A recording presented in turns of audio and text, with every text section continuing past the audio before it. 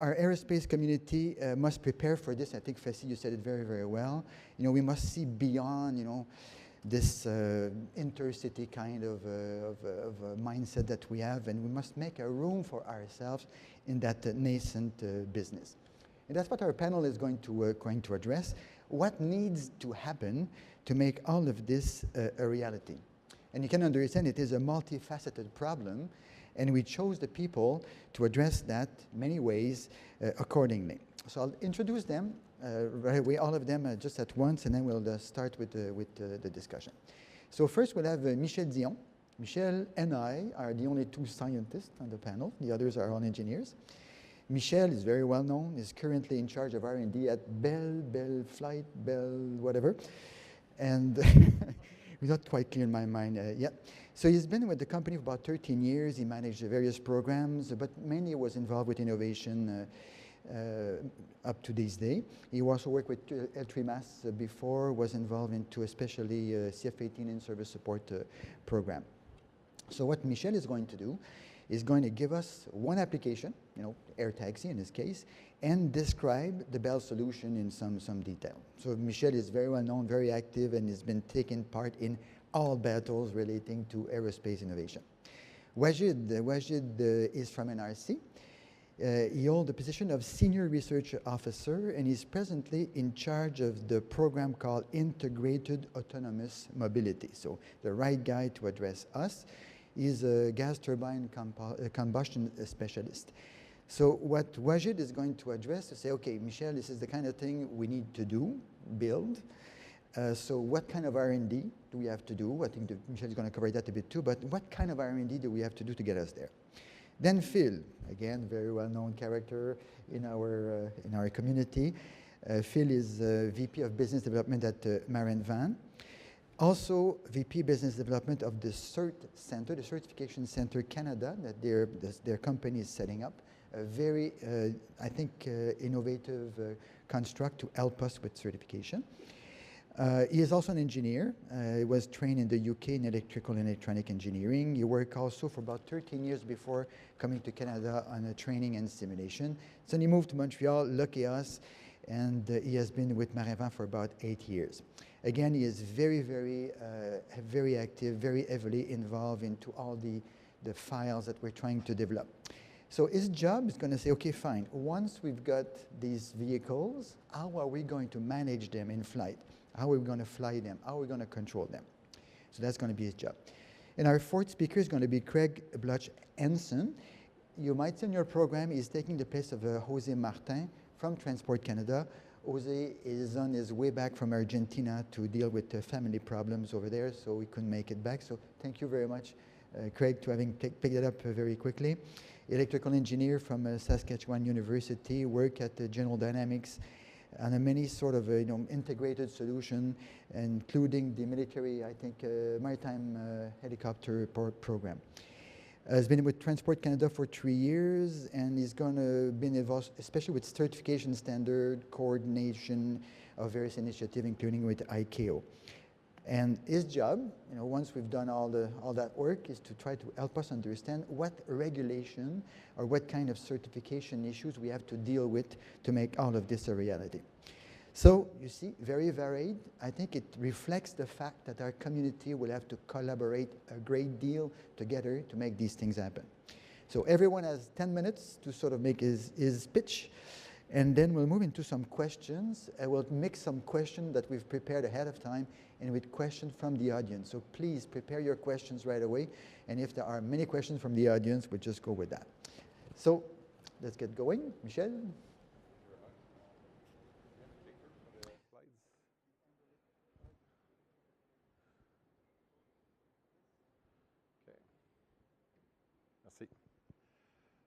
Good morning, everybody. This morning, I'll talk to you about what we do at Bell, and I'll start by saying that the world we're living in is transforming, is changing, and I think the keynote this morning was a perfect example of that. Thank you very much. So let's start by saying what we do at Bell today. Today, we build helicopters. We develop, certify helicopters. You have the example of the 4 models that we have in production in Mirabel. You have the Bell 505, the Bell 407, the Bell 429, and the Bell 412.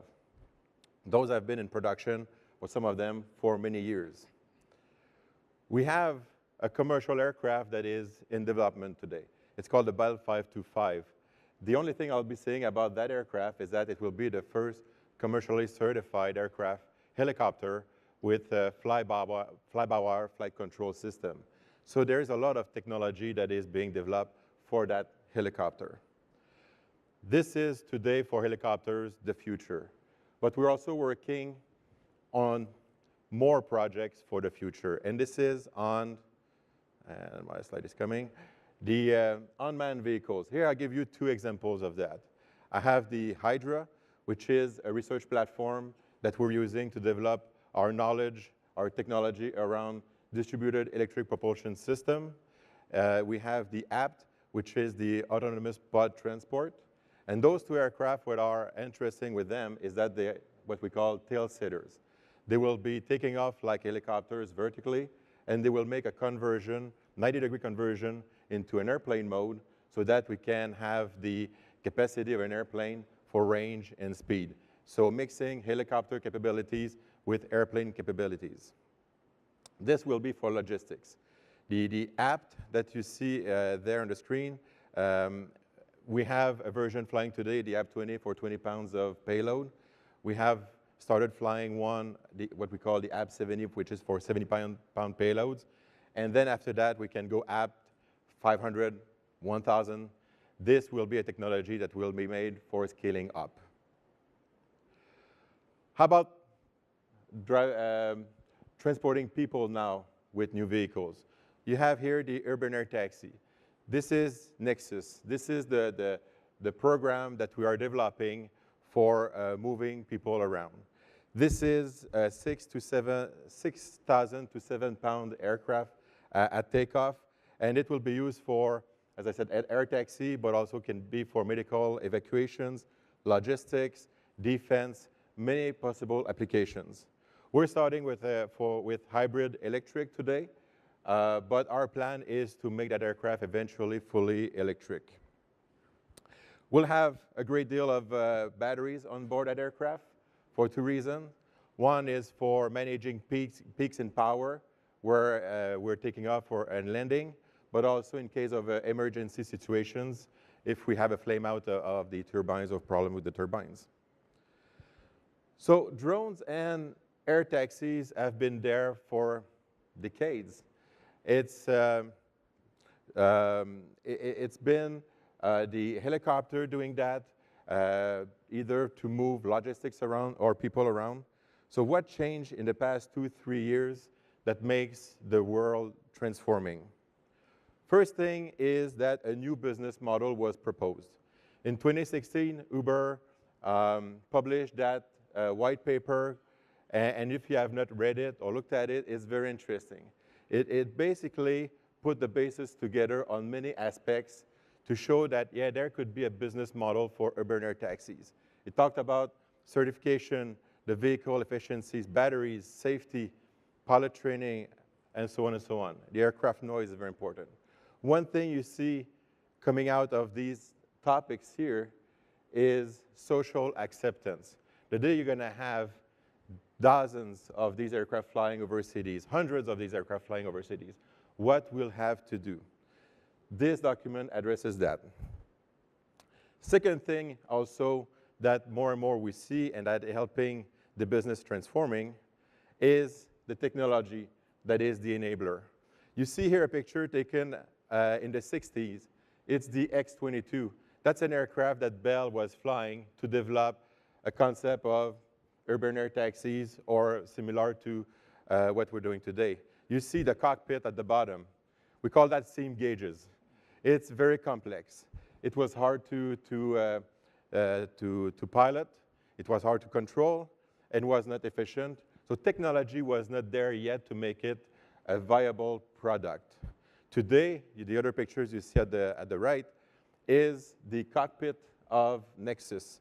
It will be the blue color you see here represents the connectivity. Connectivity for controlling the aircraft, connectivity for the passenger as well to remain connected with its environment before going into the airplane or the aircraft and going out.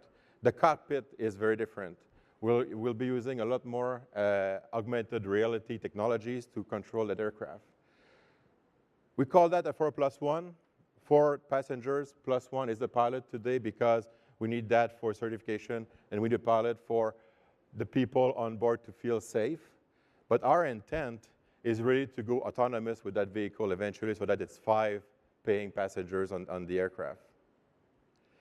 But it's not just anymore about the aircraft. And this is why Bell, to your point, Denis, Bell helicopter, we're now called Bell. We got rid of that helicopter. Why? It's not because we don't like helicopters anymore. We still love helicopters. It's not because we won't produce helicopters in the future. We will. It's because now we're looking at technologies, how we move people around. We're looking at the entire system, not just only the aircraft. And when I say that, it's looking at the air vehicle, the operations, physical infrastructure, digital infrastructure, MRNO, all of this needs to be integrated. It exists today, to a certain extent, for helicopters. It exists for airplanes, but for air taxis, for the number of drones that will be flying, all this does not exist. The shared economy that goes with that as well does not exist. So we have to put that together. And Bell, this is new to us. We're working on all of these aspects today. So not just anymore the aircraft. The infrastructures, the architecture of buildings will have to be changed. In Montreal, there are what, 2 heliports, I think, 3 at the most? 2. We'll need a lot more vertiports, that we call them now, for air taxis. How do we do that? So Bell, now we work with cities as well. Enabling technologies. We need a lot of them. A lot of them are today existing, are in development, or to be developed. And I won't go through all of them one by one. I just wanted to give you a list of things here, but just talk about icing. Today, anti-icing, de-icing are prevented on lightweight helicopters because these systems are too heavy and too expensive to use. So we need to find and develop technologies for that. We talk about situational awareness. We talk about fly-by-wire, but why not fly-by-light to make it even lighter, the aircraft, flying with fiber optics. The batteries, very good chart that you presented this morning. Artificial intelligence to operate the aircraft and to operate the fleets of aircraft that will be flying over cities. With that, obviously, cybersecurity is becoming very, very, very important into our industry. So these are a few examples, and I could go along and for more than 10 minutes. That we need to develop advanced manufacturing, new materials. We need to make those aircraft lighter. And you see the picture there. I really like this picture. It's in the wind tunnel at the NRC just last November, where Bell, we built a full-size ducted fan that will be used for the Nexus that will be flying, the flying demo. So we tested the aerodynamics of it. And it was the first time that NRC was running something like this in the tunnel since the past, what, 40 years? And last time was for a ducted fan for an urban air taxi. So now this is interesting. The idea is not new, as I was saying. What's new is the technologies that are now enabling it and the business case that we have going with it. So for those of you who know about the technology demonstration program that we have at Bell, the SAGE program, the CRIAC project that we do, the CARIC projects that we do, all these subjects, this is basically what we're lining up. They are lined up with these new products we're developing. So just in a final note on this, this future is much closer than we think. And there are a lot of opportunities to develop technologies and just come and see us. And the idea is that we collaborate to develop them. Thank you very much.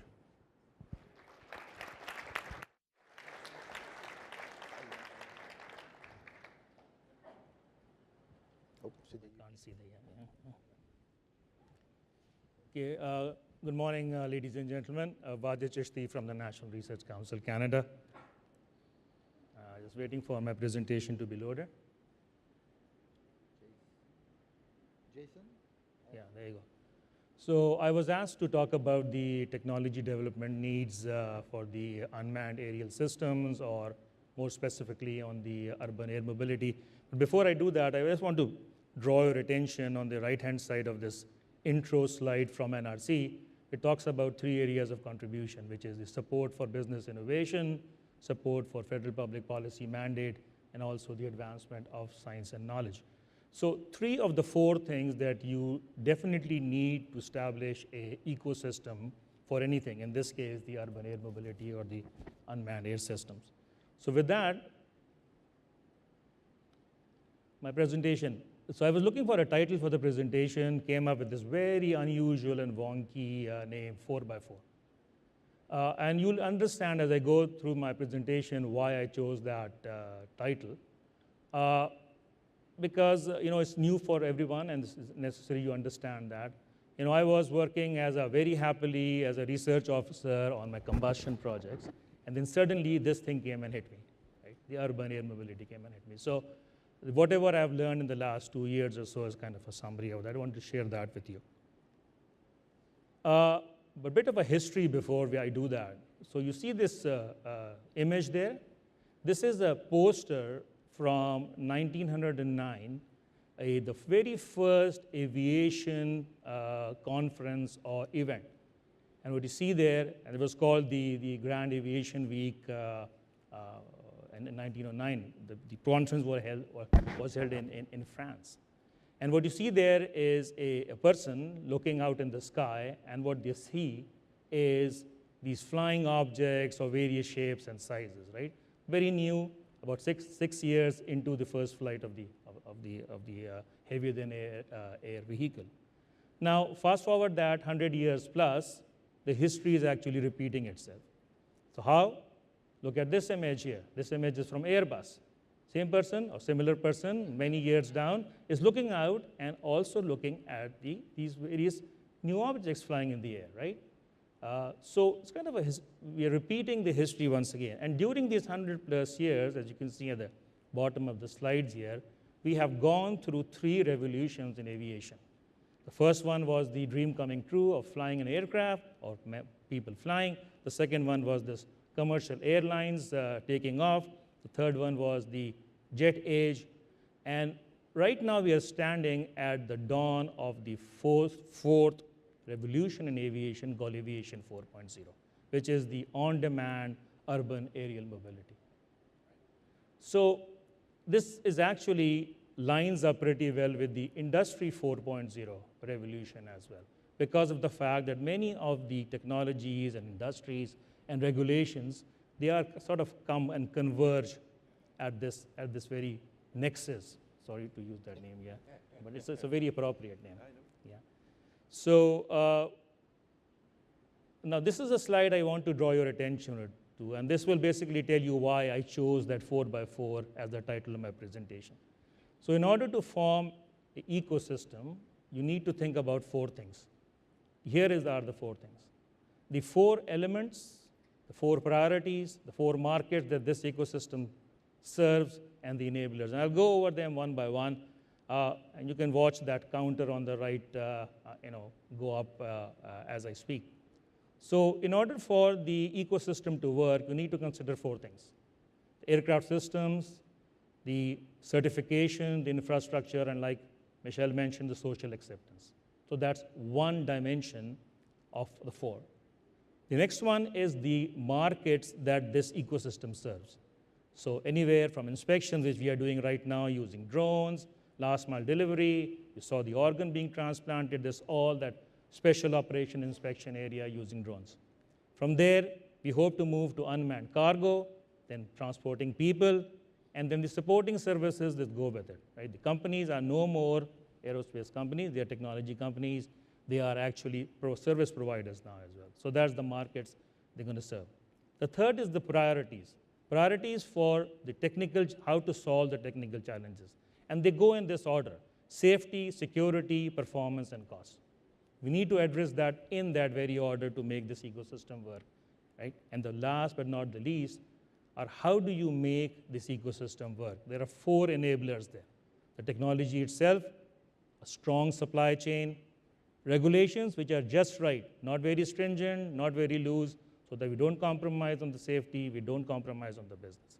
And the last one is a continuous supply of people, right? And that's where all the academia people come in. All right, so I was asked by Denis to say what NRC is doing in this 4x4 world. So here are the 4 areas which very well align with our mandate. So I have a separate slide, and the reason why we're working on these 4 is basically to create that ecosystem within Canada so that things are easier for it to be commercialized and go through the different phases of maturation of technology.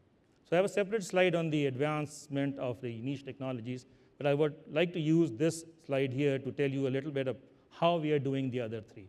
So in order to stimulate the establishment of a stronger supply chain, we have 3 programs going on right now. One, everybody's familiar with the NRC IRAP funding.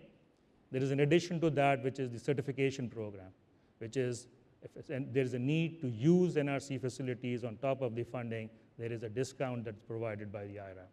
The second one is the NRC's contribution towards the Innovative Solutions Canada program. So if you have not heard about that program, there's a very great program, and please look out for challenge projects or challenge calls that are coming up, and we are putting that together working with ISC. The third one, a little bit more familiar, BCIP. This is going to be, I've heard that they're going to be merged into the ICS program in a couple of years' time.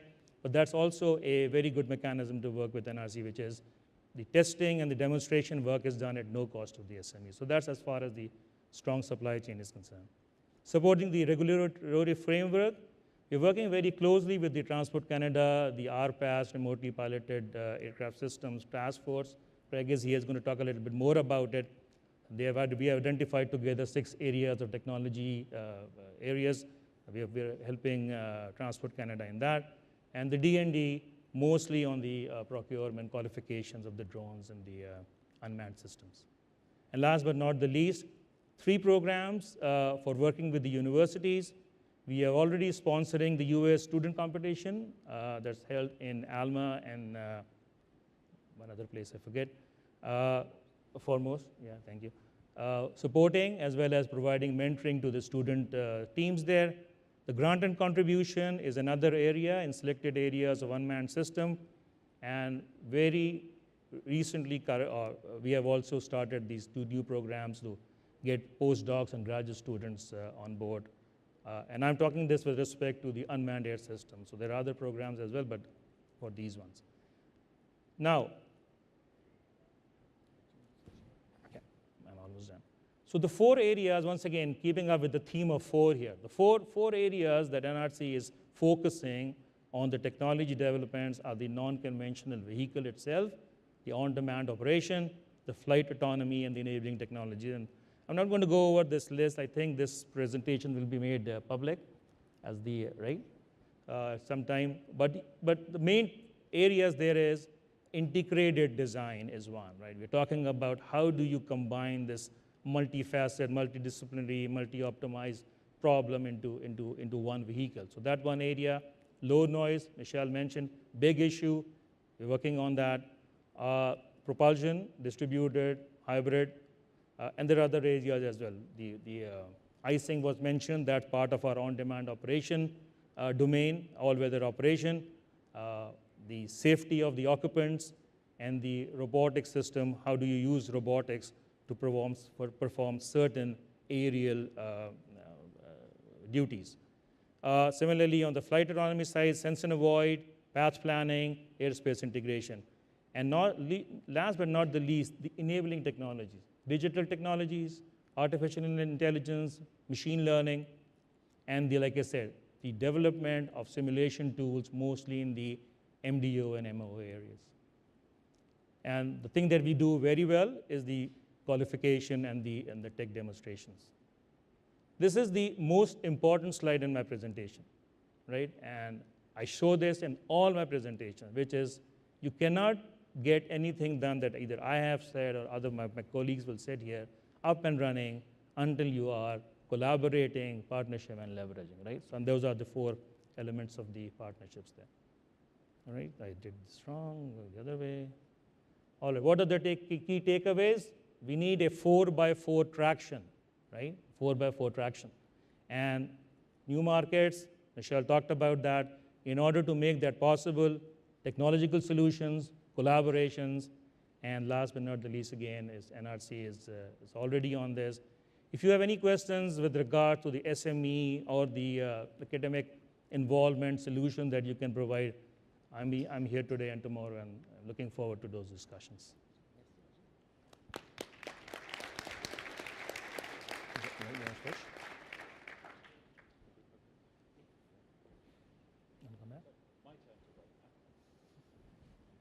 For the microphone too. He's going to put the presentation up before he lets you talk. Probably. It's probably a good idea. Oh, oh.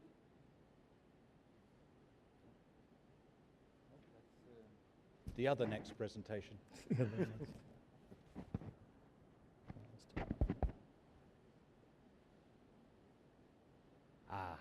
Perfect. So, morning everybody. It's still morning just. I feel pretty humble having to follow Dr. Rothblatt this morning. Certainly nothing quite so inspirational from me. But as the SME, I guess, up front here, you'll see a theme developing from all of us this morning about collaboration.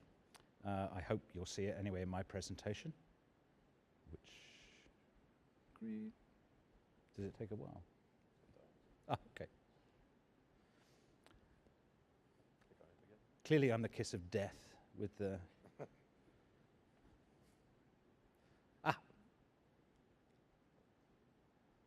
That's the last slide. Shall I let you do it? Okay. So if you can just go forward one, that would be great. The good news is I'm eating up out of my 10 minutes, so I won't have to talk for quite so long. Okay. Okay, good, that's it. So pick the same picture as Michel did. Uber Elevate is really what got a lot of us thinking the same way, got a lot of this work kicked off. Make no mistake, it's an absolutely massive challenge. It's just like landing on the moon. It's that big of a challenge. It really is. We're talking completely new technologies, completely new infrastructure, completely new operational models, new target pricing paradigm, and if that isn't the biggest issue that we've got to deal with, I don't know what is. We're not talking about airplanes here, we're talking about flying car pricing. An enormous financial burden for anybody who wants to do anything in this sector, and new regulations in a climate of insufficient budget and staffing shortages. So we'll just get that out of the way right at the beginning. Next slide. So some perspectives from my side. We have to ask ourselves some questions. What are the vehicles that we're designing and developing actually going to do, and where are they going to do it? Are we talking about a segregated airspace, where the vehicles are only operating in their own sector, outside of commercial aircraft, crop sprayers, and anybody else who's wanting to use the airspace? Are we talking about passenger services, cargo, delivery, or service models like pipeline inspection, that kind of thing? We get hung up a lot on the word autonomy, and we need to be really clear about it because it means different things to different people. We go from one end of a fully autonomous vehicle that's basically flying itself and making its own decisions, semi-autonomous vehicles where there's some autonomy on board that's providing some assistance, down to, at the basic level, a detect and avoid system on board and being able to navigate the vehicle. Maybe there's a ground station, maybe there's a pilot.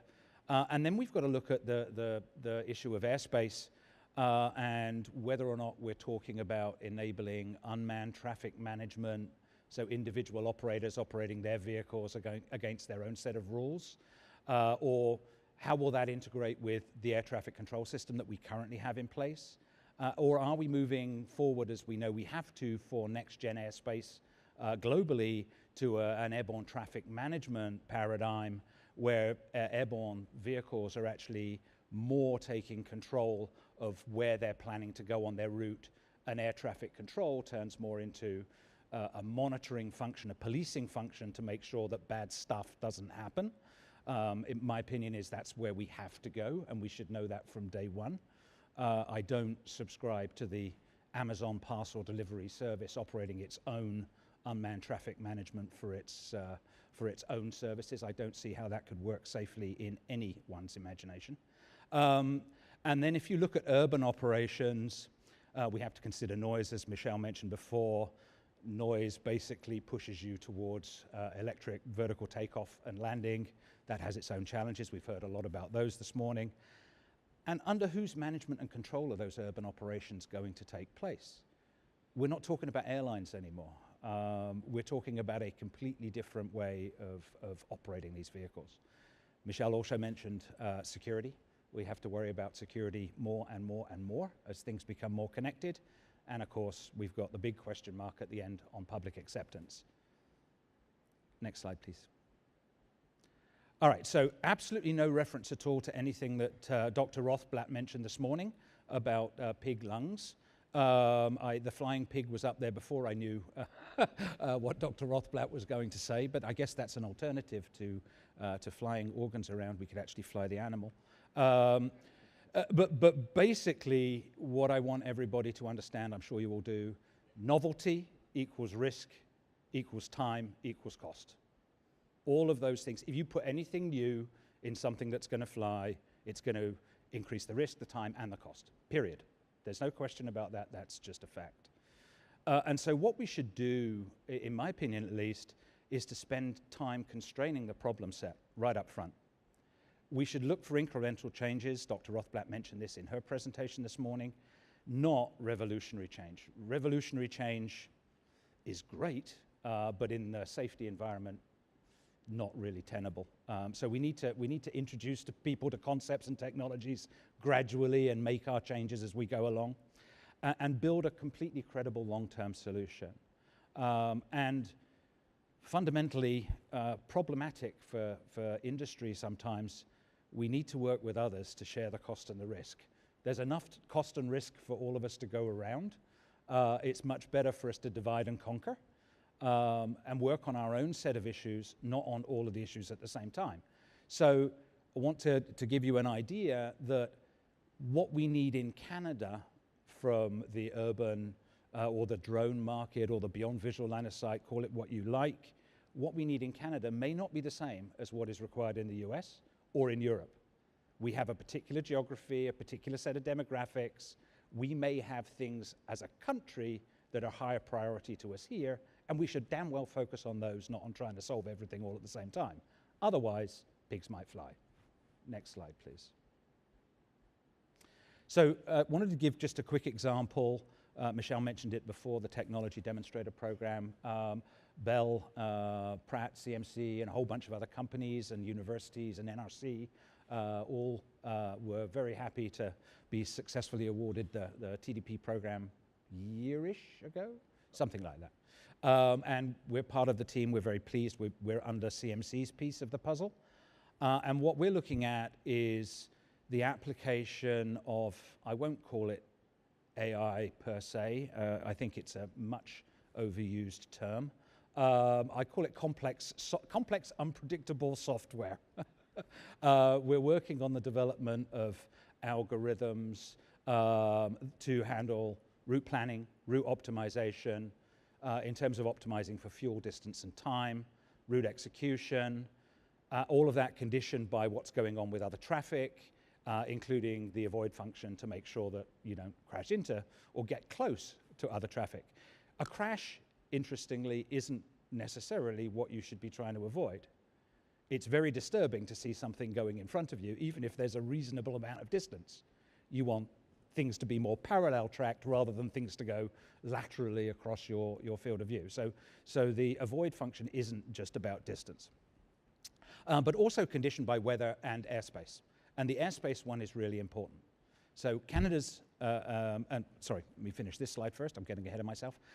So right now we're in the simulation phase. So we have a whole bunch of fantastic researchers at Concordia working on developing some algorithms for us and some ontologies. And we are going to be hosting that on a CMC Esterline AIS in our simulator, doing some evaluation testing, in 2020.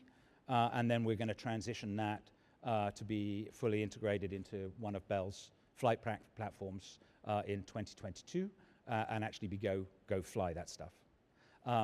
We're going to take away the sensor issue for the sake of avoid for the time being and just make the radical assumption that every goddamn thing that flies in our country should have ADS-B mandated today, because that will solve an awful lot of the problems. It's such a stupid, simple idea. I can't believe that we're not doing it, so we should just go ahead and do that.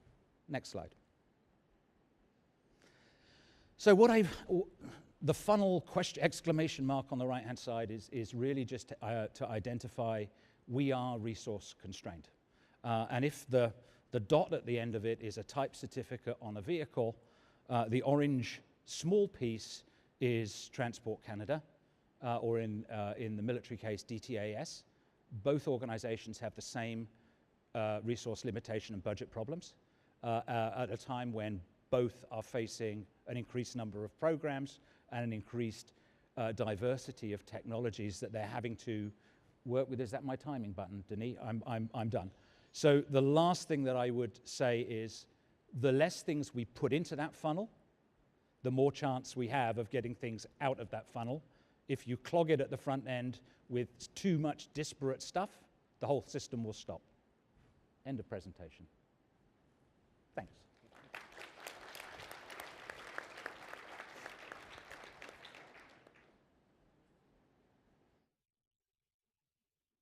We'll see if I have any better luck with this. Yeah, I'm okay. So first off, I just wanted to thank everyone, specifically CASI, EASC, for inviting Transport Canada to be on this panel. Certainly, it's always nice to be in a room with industry where we're not getting asked a lot of very hard questions about our recent regulatory updates. So with that said, I'm going to be talking about some of the UAM perspectives. So the context of our past opportunities in Canada. We've spoken about this a lot on the panel, and Dr. Raplat spoke about it this morning, of the spectrum of opportunities that are available, both in the operational environments for the special types of operations, through deliveries, through to passenger carrying and urban air mobility types of operations. TC is preparing long-term strategies for our beyond visual line of sight and next generation cargo and passenger capabilities. A lot of these strategies are really underpinned by the operational concepts that are being brought to us.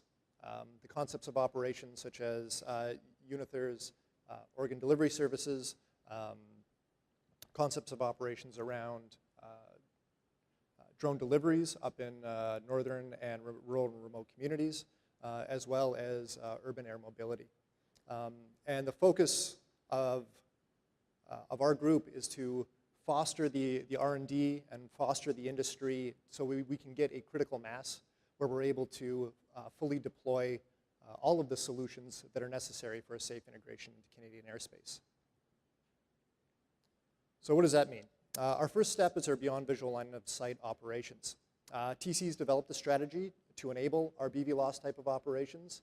A lot of that is the risk-based approval through our Special Flight Operations Certificate program.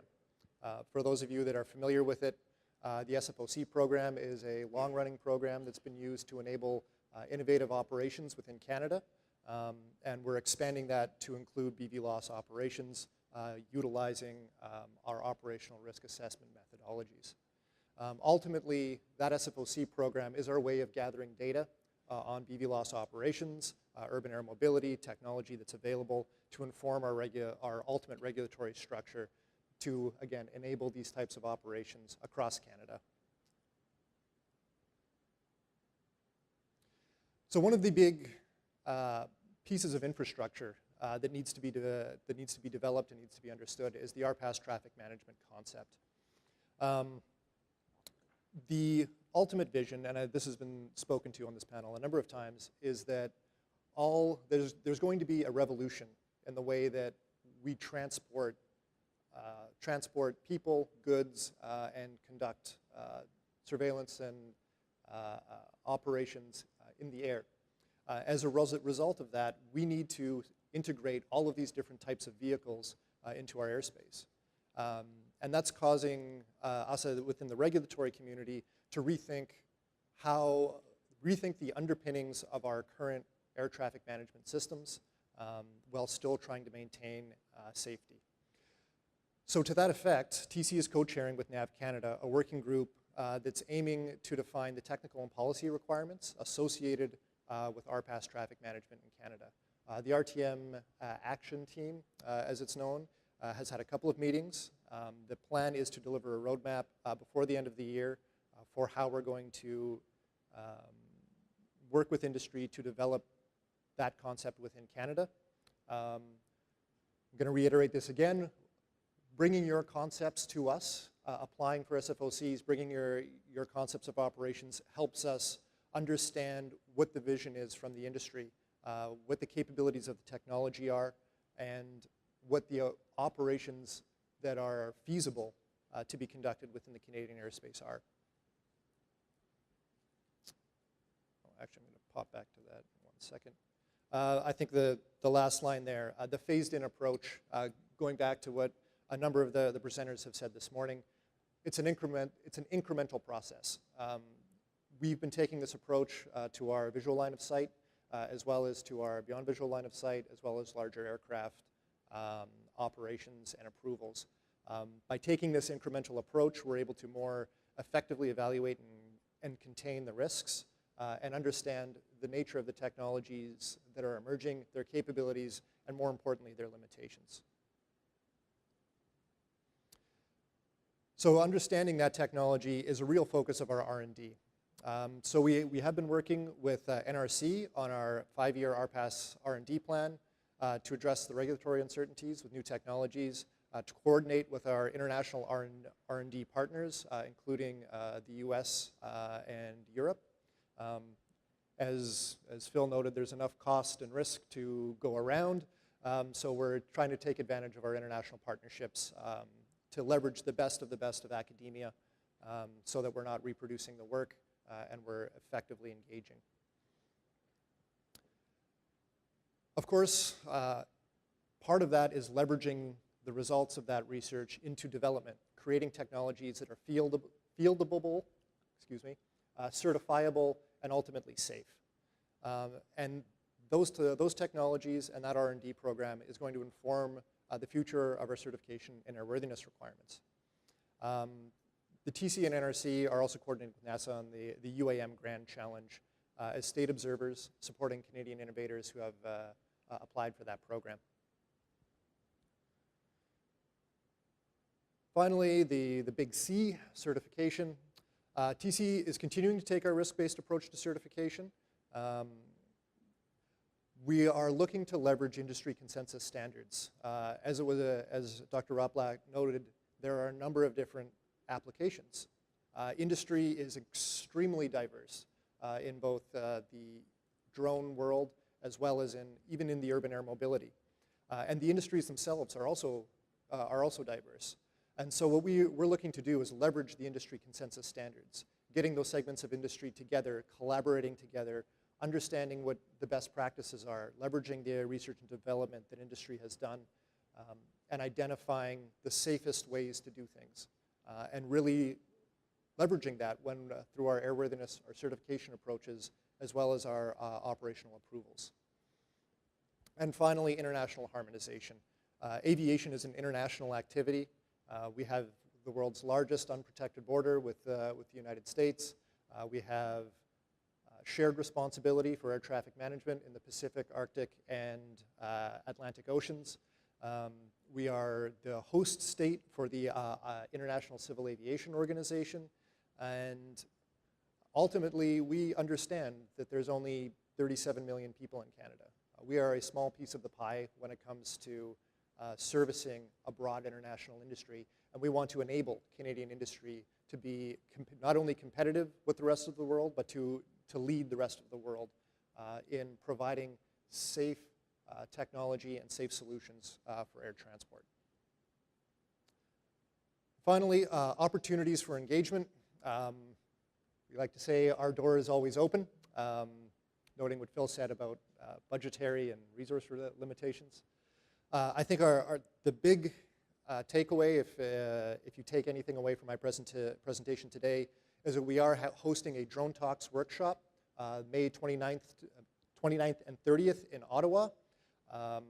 One of the major talking points, one of the major sessions in that Drone Talks workshop is going to be certification and airworthiness. Getting the people in the room who are developing the technology, building the systems, and trying to identify customers is what's going to inform our policy. The worst thing that could happen is to have Transport Canada try and develop a policy in a vacuum, and we don't want to do that.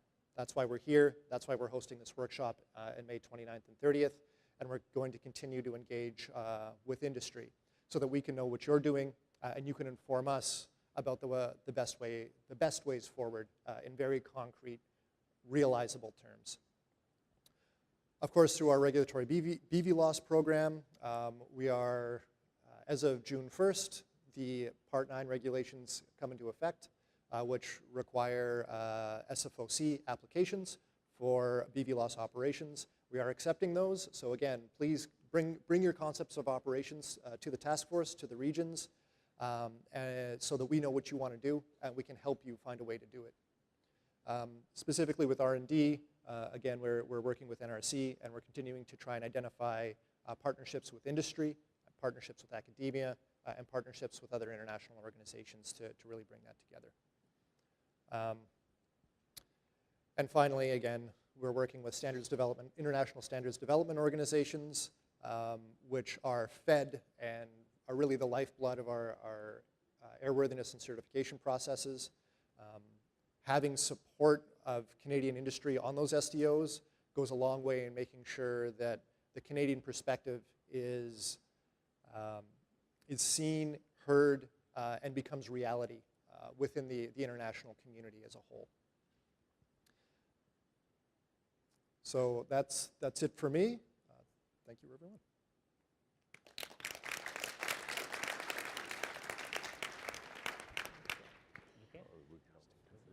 Well, thank you very much, and we are right bang on time. Are there any questions that we can go right away with questions from the audience that you would like to ask to our panelists? They're very senior people in all kinds of organizations. We can just take questions right away. Are there any mics in the room? There is one. Monsieur? Wait. Malcolm Imre from the National Research Council, Flight Research. I liked Phil Cole's comment about focusing on relevant aspects of this whole domain that are relevant to Canada. And I wonder if you could comment a little bit more on your thoughts on that. I think urban mobility is relevant to big cities, obviously, and countries that are full of big cities. And maybe that's not the focus where we should be going, although we can certainly share some of the technologies that are applicable. But maybe some more thoughts on what you mean by your comments. So thank you. I don't mean to preclude anybody doing anything in this sector. That's the first thing to mention. What I'm saying is, if we have a funnel limitation on how much stuff we can do, and you want to apply some government dollars to widen that funnel up in a particular way to increase the number of regulators that you have or certifiers that you have so that we can actually make progress, you have to, I think, convince the government budget holders that what you're doing is in the interests of the country. And so for me, if you look at it geographically and demographically, we've got a few main urban hubs dotted within a couple of 100 kilometers of the US border with lots of space between them and lots of space north of them. So Canada's a really unusual mix geographically and demographically. And what it means is all of those urban centers are connected by pipelines. All of our natural resources, or most of them, are north of the urban communities. We rely on our national resources in Canada. So to me, it's obvious that if we have applications for unmanned vehicles that in some way assist the natural resources market, or look at wildfires, which is a big problem, and look for hotspots and things like that, that would be important to Canada. Getting people from city to city might be important to Canada, or getting them out of an urban downtown and out to an airport might be important for Canada. Package delivery for Amazon products inside Toronto or Montreal or those kind of things, yeah, I have a bit of a problem understanding how that would be valuable to Canada. It might be valuable to one commercial operator, or it might be valuable to Amazon or somebody else. But that, to me, is something that's going to move faster in a different jurisdiction. Amazon's in the US, and they're going to be likely making progress on how to do that and how to do it safely, we hope. In the US, we don't need to necessarily, as Canada, maybe concentrate too much on that. That's kind of where I'm going with the thinking. Does that help? I don't know if anybody else on the panel has a different viewpoint or... Okay. If I was going Thank you. Any other questions or any comments on that? It seems to me, I think delivering parcels perhaps is not a big business case. I was being told that in a city you have to really work really hard to beat FedEx or people going from place to place with a well-optimized route. But high-value cargo, I mean, is something that you need it now or there's special circumstances. No doubt in my mind that this would certainly be a good thing. But if you look at it, Denis, where are we going to do those? Where are those cargo operations first going to be? This is a risk-based process. We know it is, right? So if you're performing a service that is inherently risky to someone piloting a vehicle, that's good. On the scale of certification risk versus what risk you're saving, that's a good thing, that's a plus. So are you serving communities that otherwise don't get served by deliveries of things? Communities in the north, for instance. That's a good thing, that's a plus. You're providing a service that doesn't otherwise exist. And so maybe there's a little more risk tolerance in that process from a certification perspective. I had a really good argument with the head of UPS from an R&D perspective recently, who was saying they're focused not on trans-Pacific or transatlantic operations, they're focused on operations in Africa. That's where they believe the first parcel services are going to be. Not because there's less risk of crashing into people that are considered in any way significant. That's not the issue at all. It's because those services don't exist. Distribution of stuff in those areas don't exist, and so they're providing a net positive. Good point. Fully agree. Other questions from the audience? Comments? Maybe just let's go for a few questions we had. There's definitely a race on. When you read the different magazines, there's all kinds of people. Michel, you had some numbers of the number of people involved, our companies, organization. So how is Canada going to compete? What are these different business models that are being used? What are the risks? How do we position ourselves in the overall market? I look at you, Michel. Maybe I know you have some good ideas about that. You can start. I'll take one example of that is technology. We have an ecosystem in Canada of collaborations between companies and universities and research centers that is, I think, unique in the world. And if we work together, we can really push those boundaries of technologies very fast and very far if we work together.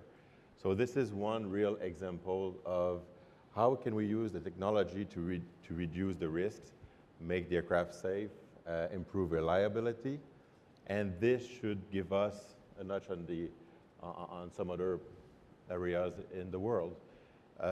So I mentioned about some of the programs that we have, the CRIAC, the CARIC, etc. This is one thing we need to continue and push even further. So that's one aspect of how I think Canada can make a difference in that transformation of the transportation system. So I'll add, I would like to add, as of June 1st, Canada is moving more towards a permissive regulatory environment rather than a prohibitive one, in that we're looking to approve operations, to get people up, to get people flying, which is different than a number of other jurisdictions where they've been fairly restrictive and prohibiting types of operations versus saying, come to us, tell us what you want to do, and we'll find a way to get it, to make it happen within the tools that we have.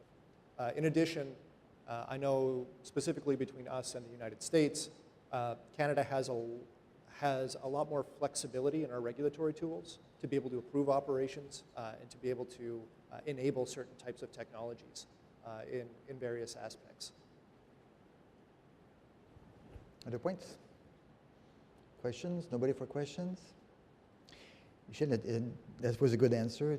The other thing I wanted to hear about is, in some other places we see startups, starting to get into that kind of field. And, sometimes you may think that people, these very agile companies might be able to do it quicker than larger companies. So could anybody comment on that? Is that a realistic proposal, and do we have this thinking inside Canada as well? Let me add on that and startups. I think one thing, there are about 85 companies today in the world who are working on different concepts. And if you look at it, there are 5, 6 helicopters company really in the world making helicopters.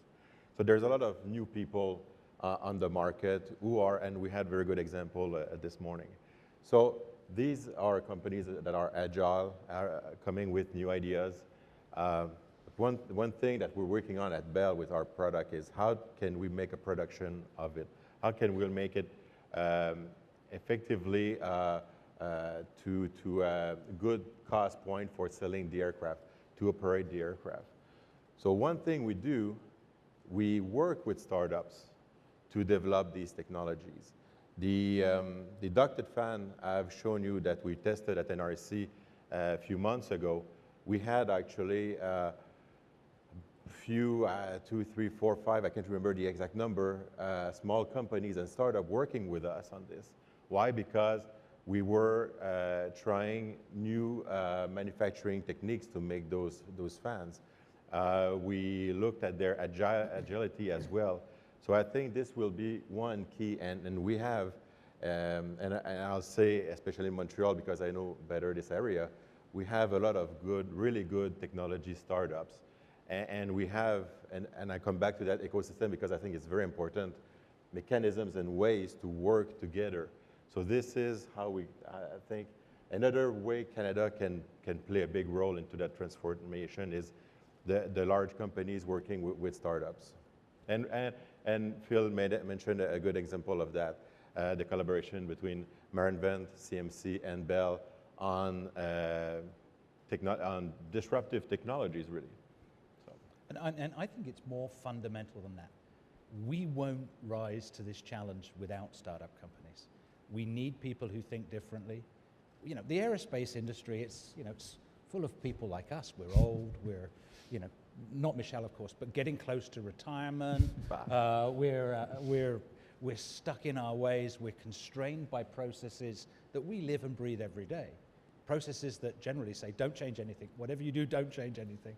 And we need people who have a completely different mindset to come and upset us a little bit along the way. There's a learning process that, they're going to learn from us, we're going to learn from them, but it's how it gets done. I'll continue on this. Continue. Hydra, one of the unmanned vehicles I have shown on one of my slides. When we got the challenge 2.5 years ago when the innovation team was created at Bell, we always did R&D for the past 80 plus years. But we had a team that was created to develop these vehicles, these technologies. And one challenge that was given to us was to develop an unmanned vehicles. And this is 6 feet diameter, it's big ones, 12 electric motors, all stuff that we don't necessarily know how to do it, especially how to program the autopilot on it. So because a helicopter basically is the pilot flying the aircraft. Now we needed to program something into the brain of the drone. So instead of saying, let's try to figure it ourselves, we looked around and found a startup company in Montreal called AERO Robotics out of the Santec of ETS, and basically worked with them from day one. And the first contract was just, can you help us take that aircraft, make it fly like 2 feet from the ground, land, and that's it. This is all we need. It was indoor, and so because of that collaboration, from the time of the idea to first flight was less than 4 months. And that was design and programming, building the aircraft, and making first flight. So that collaboration was just a start. We've been working with AERO for the past 2 years, and they are still at the heart of Hydra. And this is that collaboration with a startup that makes us go real fast and learn real fast with these kind of vehicles. And this is the same thing that we intend to do with urban air taxis. Yeah, interesting. I think you've been very nice, Michel. I think you told me that in that process you did much better than another team that did it the conventional way. Well, much better. It was internal competition, and now I must say that even AERO today are working with our colleagues in the States on the other drones, the app that I've shown. Well, basically AERO is working on that as well now. So it's also a way to help our startups grow up. In a way, I think what you're explaining, Michel, is that we can get the best of both worlds. You know, the imagination and speed and the agility of smaller companies embedded in the power of larger companies, which is very good.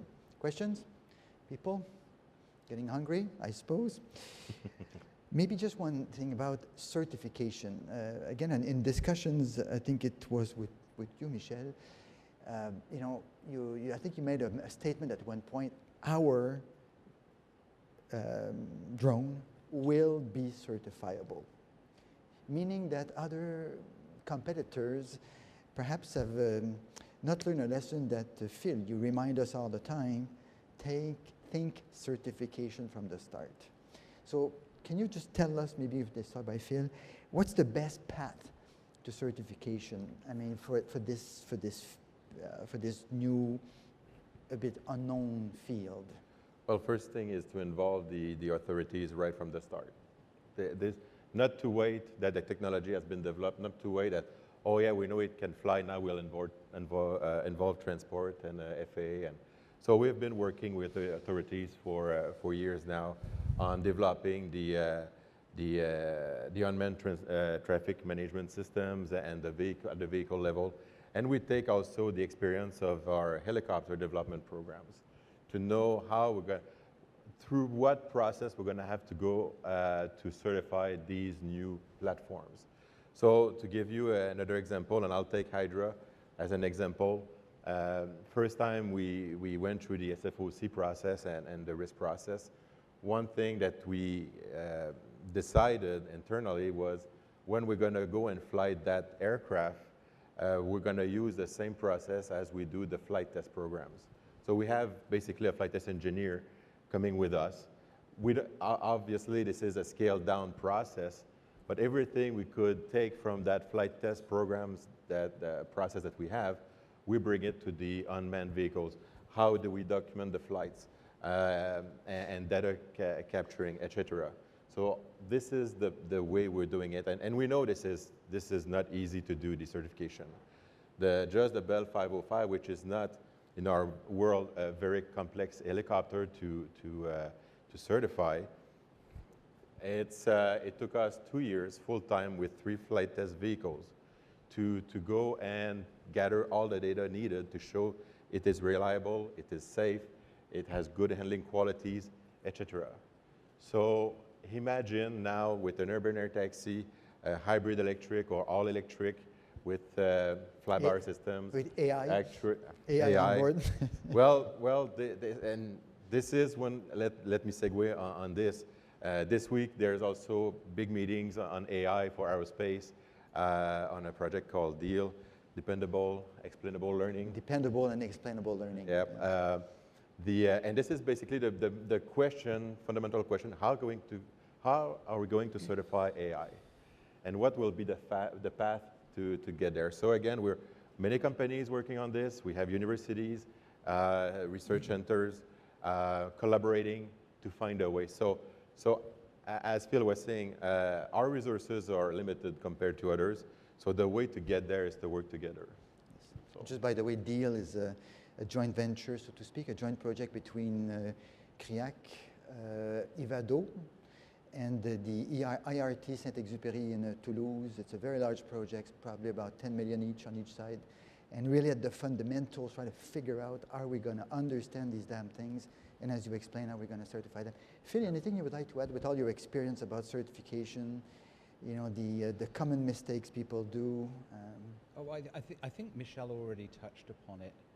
I mean, quite often a company or companies will come to us with almost entirely baked product already, you know, and we say, that's fantastic, you have a prototype. And they say, well, no, you know, this is what we want to certify, just certify it, apply your certification magic wand to this thing, and we want a certificate. How much? We say, well, I'm not sure you're going to like the answer to the question, but what you have is a functioning prototype.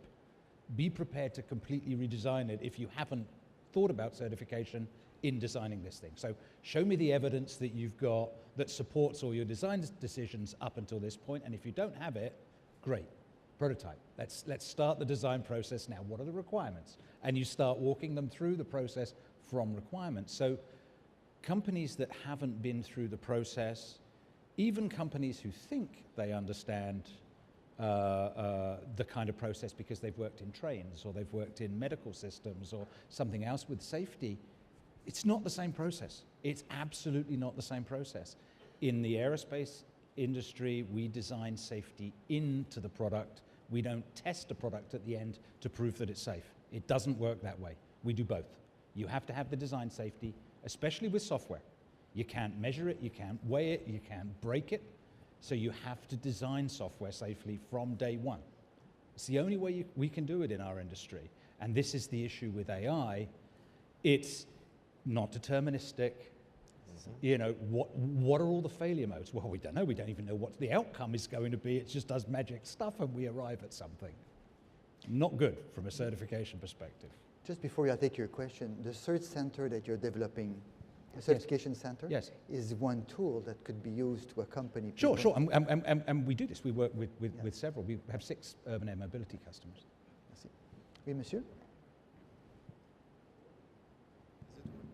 Oui. During my job, I could follow up a group of students who were able to go from basically some kind of clean sheet, just OML, and to a flying drone with many open source packages with autopilots and basically many things that they didn't need to design from scratch.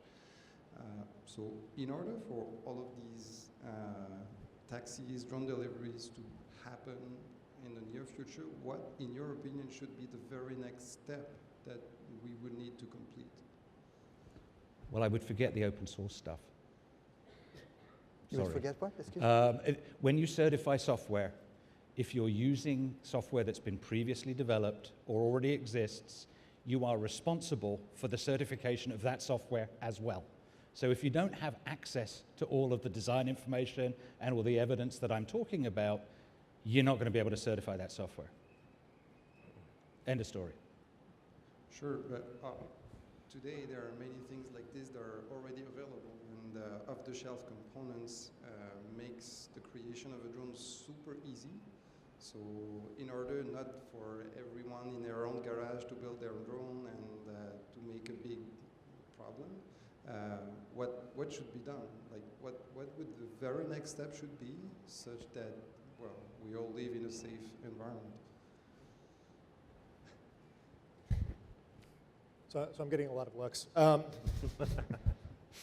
So with respect to the safety environment, I'm going to go back to the risk spectrum, and that's something that's been kind of talked around. There are a number of different things that you can do depending on what type of operation you want to conduct. Going back to our current visual line of sight regulations under our CAR Part 9, we've divided our operational context into basic and advanced. The basic operation is away from people, outside of controlled airspace, and you can basically do whatever you want. There's no certification required for those drones as long as you keep it in visual line of sight and you've gotten your pilot certificate.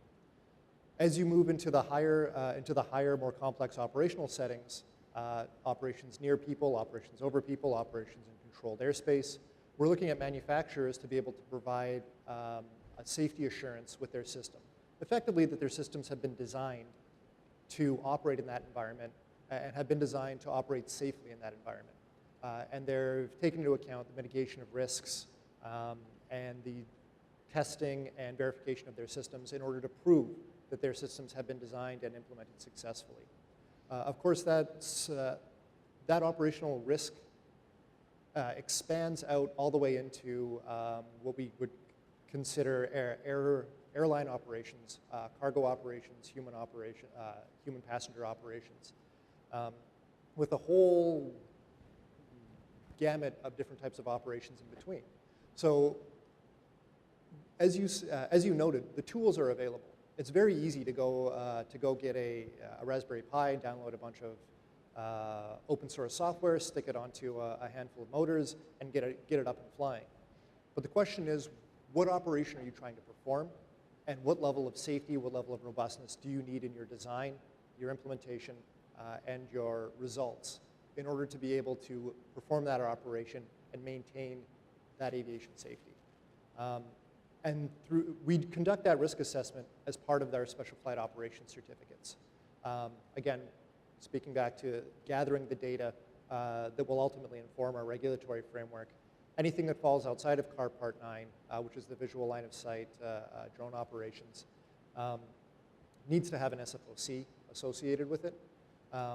And being able to develop systems and bring those solutions to be approved helps us at the regulator level understand what solutions are being out there, what technology is being used, what sort of architectures are being proposed, and to work with industry to help develop certification strategies to be able to move from those lower risk environments to higher risk environments without having to massively redesign your system or completely reinvent an existing business model.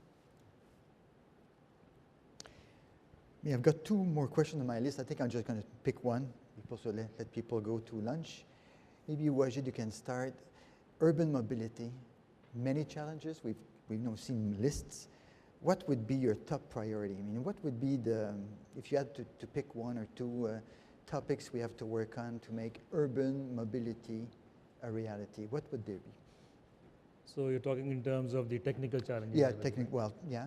Yeah, so it's not that I am saying this is what the industry consensus is safety number one, security number two, performance, mostly noise number three, and how do you bring the cost down is number four, right? So these vehicles compared to a helicopter, which also flies in an urban environment, have to be 4 times quieter.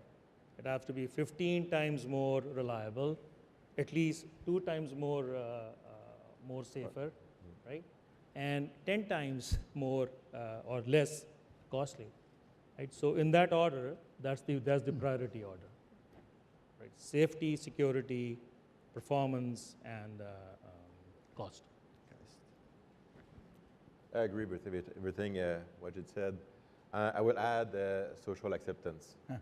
Social acceptance is one big thing, and we see in cities where there are a lot of helicopters flying that there are complaints going to their leaders, mayors, and governors. And I live near the Mirabel, near Bell, and I like the sound of each helicopter flying or airplane flying. I live very close. I saw the C-Series flight test vehicles every day. Loved it, but we're not all like that. So how can we make this new transportation system accepted by the public? And I say here, unmanned vehicles for logistics and urban air taxis, and they'll be flying around with airplanes and helicopters. So how do we make this? Noise is one thing. Make sure safety is very important, and how people will feel safe when they climb on board those aircraft as well, just like if they were taking a cab in the street. So very, very large, but very specific. Any challenge with infrastructure? You pointed that to them. You pointed out that we had only 2 heliports, your vertiports. should we start building like now? I mean, is there dangers that we've got this stuff and we don't know how to handle it?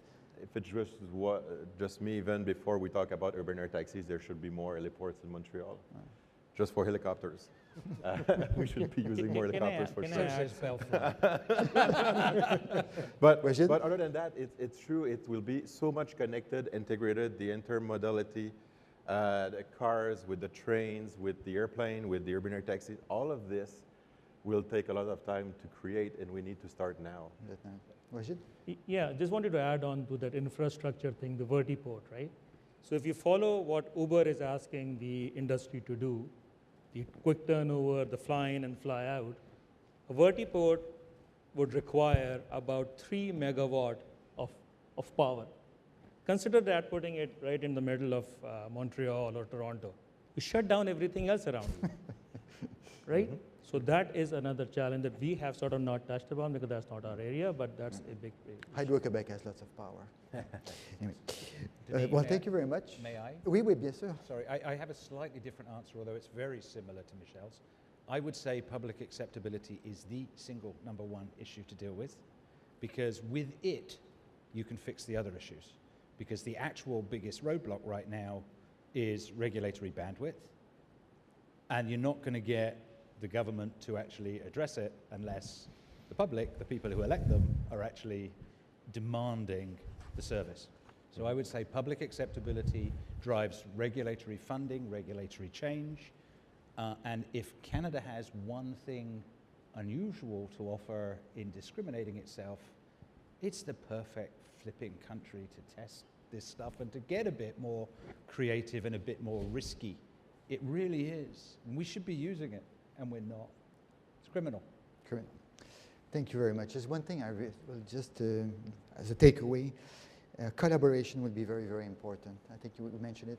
I think if there's something, I think Canada is perceived as punching a little bit above its weight. I look at Fessy with the, the C-Series is the hell of a good airplane. I mean, all the, we had collaboration throughout the world, of course. So that's one of our strengths. And, we are competing against the world, and they're very smart people everywhere, emerging markets. It's a bit daunting at times, but we have that strength, I think, on which we can capitalize and make. So thank you very much to our panelists. I think we maybe should give them a good round of applause.